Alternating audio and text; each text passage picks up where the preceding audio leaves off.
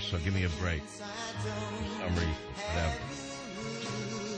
And what's coming is so horrible. I turn it off for a minute. What I'm going to cover on this show today is so horrible, so shocking, so agitating, because I'm going to ask you, is Obama trying to spark a race war? I know it's controversial to even ask such a question, but if we had a president who was out to start a race war, he couldn't do a better job than Obama is doing. Just the other day, for example, Obama's election year pitch leaves out white males. Instead, he appeals only to, he says, it will be up to each of you to make sure that the young people, African Americans, Latinos, and women who powered our victory in 2008 stand together once again, Obama said. He left out white males, and yet moronic white males voted for him, not knowing they were digging their own grave with shovels given to them by the Democrat Party. The other day, Arizona, in all of their rights, passes a very sane, very balanced immigration control law, and the left goes insane, starts to scream Nazi, racist, fascist. And instead of Obama acting like the president, which he really can't act like because he doesn't know what the job entails, instead of coming out and saying, well, I disagree with the law in Arizona, states have rights, and we're not going to intervene because we're the federal government, states have their own governments, and the people have spoken, we understand their problems. He didn't do that. He said he's going to challenge the law, he's going to send Eric Holder, who never met a terrorist he didn't like, after Arizona, and now he's sparking massive rallies on May Day, which, by the way, is a communist holiday. The Hispanic immigrants are going to riot across America on this weekend, May Day, which is a communist holiday. Can't you idiots put two and two together? When are you going to finally figure out why the radical left, whether it be the president here or the Prime Minister of England, why are they always in favor of illegal aliens, not in favor of the citizens themselves? Because their alliances are with the International Socialist Party of the world. Why don't you understand, finally, what I've been trying to tell you? This goes well beyond your Gardner. Is Obama trying to spark a race war? Now, you can call me on that, and you could say yes or you could say no. But what just came out moments ago on Drudge says residents in Arizona are organizing counter boycotts of Mexican food restaurants and travel to Mexican resorts and boycotting Mexican-owned companies in America. And they're going to find out where the money lies. That's right. The power in this debate is not with the rabble in the streets who are throwing rocks at police, who are threatening to kill you with hoes and axes, as you'll soon find out. The very same vermin in the left-wing media in this country who said that the Tea Parties were violent because they lied. There was no violence at Tea Parties. There was no N-word. There was no racism. It's all coming out of the immigrant rallies.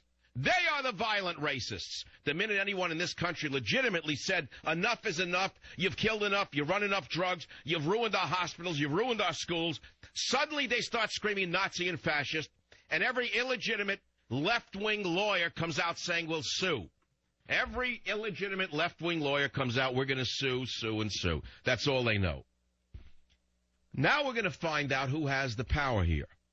Do the citizens of this country have the power to say no to illegal aliens who have ruined the country, who have bought our politicians like cheap prostitutes? Ask yourself a question.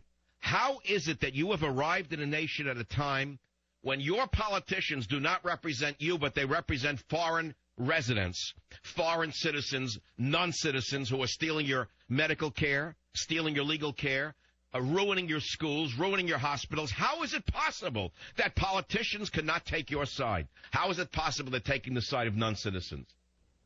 Now, if you say my rhetoric is hypercharged and over the top, let me ask you good liberals who are so dispassionate about this immigration question, a question for yourself. Don't answer me, because I know you won't call the show because I'll gobble you up like a bonbon. Answer this question yourself. How does the Mexican government treat illegal aliens from Guatemala? How do the Mexican people treat other Hispanics who come into their country illegally? How do the Mexican police treat Guatemalans and Nicaraguans? How do the Mexican people look upon other Hispanics? If you don't know the answer to that question, you're as dumb as I think you are, and you're as illiberal as you think you are liberal. You are not even fit to vote in this country if you can't answer that question. Because I know the answers to that question, and the answers are not pretty. And so, yes, this will backfire on the Hispanic mobs. Yes, this will backfire on Obama. Yes, this is exactly what America's been waiting for.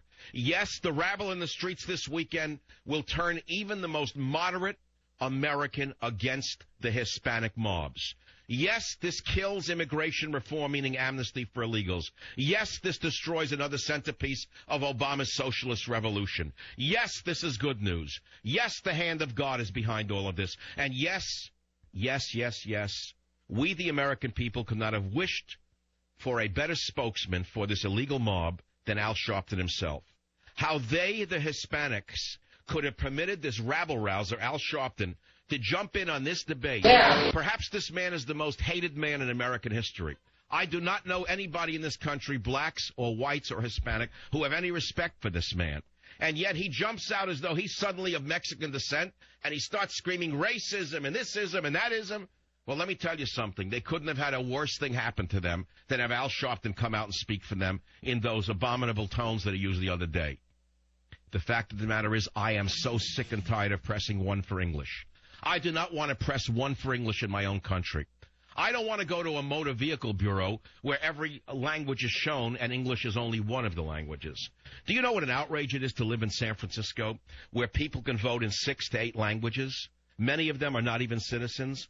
Why is it that the illegitimate politicians of San Francisco, all of whom are beholden to the illegitimate citizens because they're non-citizens, why is it that they want ballots in so many languages?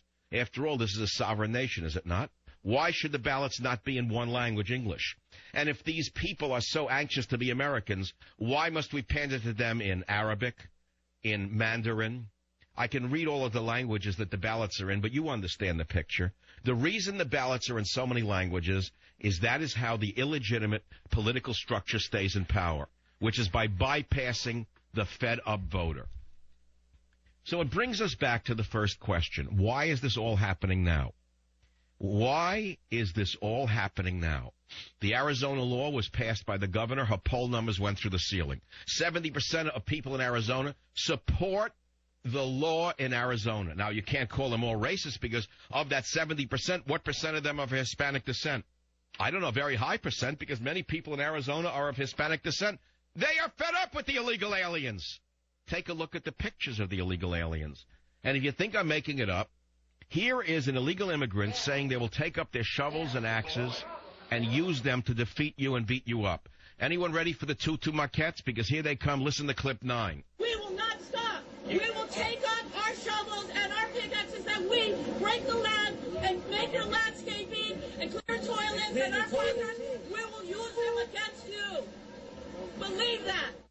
So they're threatening a kind of Mau Mau uprising in the United States of America using landscaping tools, shovels, and axes against the American people. And Obama says that he'll take their side. I rest my case. I cannot believe that I'm even having to ask this question. And the man behind it all is Obama, because he is empowering them. He is enabling them. He could have stopped this. He still could stop it. All Obama has to do is act like a president instead of a community activist, meaning a communist. All he has to do is say, now, wait a minute, folks. I want this cooled down. I don't agree with the Arizona law, but it's a sovereign state. They have been overrun by drug dealers. They've been overrun by illegal aliens. Ranchers have been killed. Cops are being killed. And although I don't agree with the law, I understand the people of Arizona. We're going to try to help them. But he didn't say that. Instead, he said he's going to sic his attorney general on the people of Arizona and sue them for standing up to the federal government. Yes, my friends, I have to ask this question on the Savage Nation because it's a pregnant question. Is Obama trying to spark a race war for his own reasons? I'll be right back. Savage.